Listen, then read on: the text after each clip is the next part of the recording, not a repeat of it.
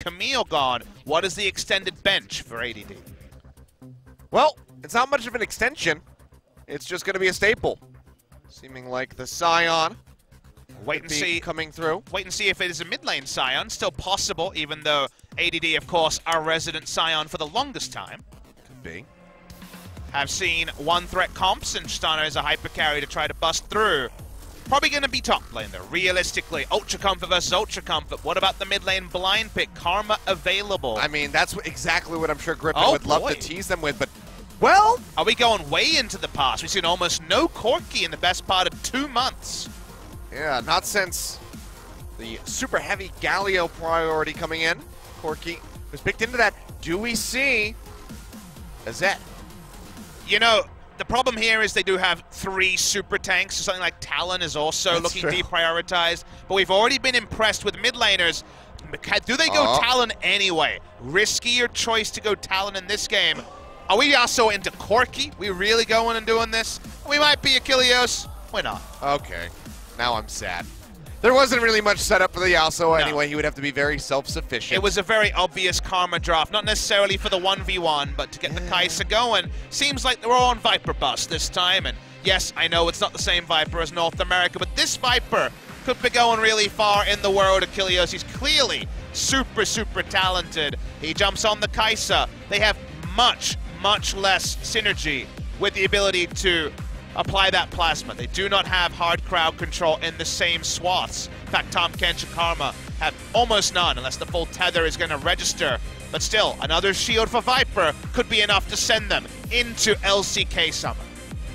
Well, Griffin moving back over to the Karma. Hasn't been the kindest pick so far here.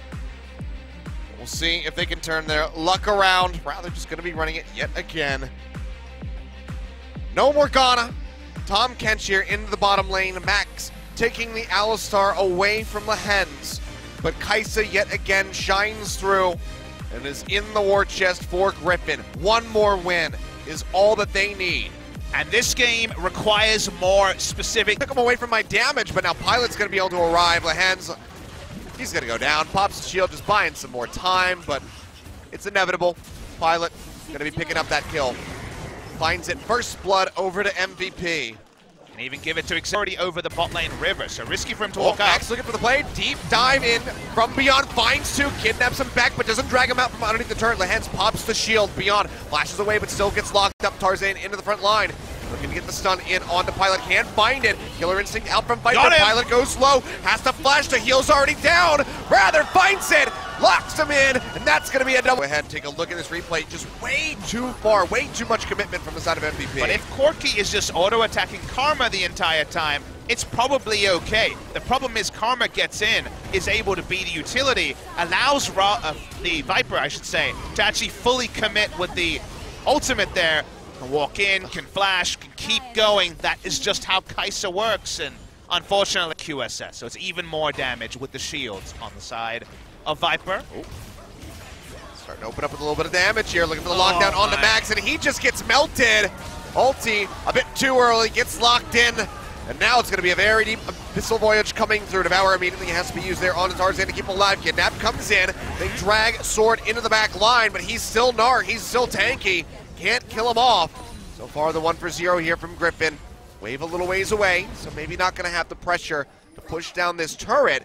But now, they're starting to cheat back over into the river, clear out some more vision around Baron. The mid lane is going to be pushed out, and the control wards will put down. So it's not actually going to be an instant start on the Baron from Griffin. They have a lot of Baron damage. Looking for the turn onto ADD. He's going to flash away, flash chase here from Tarzan, gets the pass proc there, locks him in, rather going forward, looking for the Tristana. Pilot jumps away, doesn't have the flash or the heal, but seems like he'll make it out with his life. In the meantime, ADD tries to charge away, but it was going straight into the base of Griffin. He'll go down, and yet again, Griffin return over towards this Baron, and I don't think MVP can really afford to contest. They got so many forward wards to see beyond, seeing the information, and well, long game or short game, seems like Griffin ready to go. Is lane gank time. I agree. Ian would rather have Viper on his team.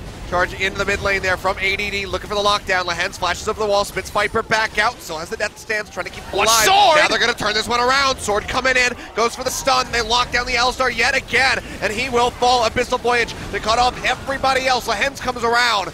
They get the lock up there onto ADD. He's still going to be healthy, but now it's a pop onto Beyond here into the jungle. He'll come back up out of the bloblets, but he goes straight back down onto the ground. He's dead. Griffin find that 2 for 0. Now they're looking for the inhibitors. They got so much damage. They have 2 minutes of Baron. The respawn times are pretty long. Game might not end here, but it'll be close. But they're going to be looking for it. They dash forward. ADD trying to get the slam, but is he a just tank? Can't stay alive. He gets shredded. Viper finds another one. 8-1 now here on the board as the first inhibitor falls. One member going back, the rest of Griffin sticking around. Teleport. The TP is there from for the finish. Rather, they're looking for it. Pilot and Ian, can you do anything to stop this? The double ADC looking to shut him down. Max comes back up, but the turrets are melting, and Griffin, they might have just done it. Kite back for the moment, now looking for Max. They lock him in yet again with a tether. Nexus is exposed. Viper jumping to the side, finds the final kill, gets another one. The double comes in as Beyond respawns, but it's just to see the Nexus crumble, and Griffin have done it. The 3-1 victory comes through. They delay MVP's hopes of making it back into the LCK, but they themselves have qualified for the summer split. Welcome to the LCK. For the first time, Griffin, 5 new players and their greatest squad will move on to LCK Summer 2018. And already people will say, where do they fall on the power ranking? We are no closer to knowing, but remember that MVP actually represents the strongest team wins-wise to ever enter the relegation tournament. They were 6-10 in the LCK. They were not no-hopers like Kongdu Monster. They were very much a threat to right at the end of the season. So for Griffin to come in, their sky is the limit. These players are so promising. Cool to see Tarzan and friends swing their way into LCK Summer 2018. And for MVP, it's going to be an LCK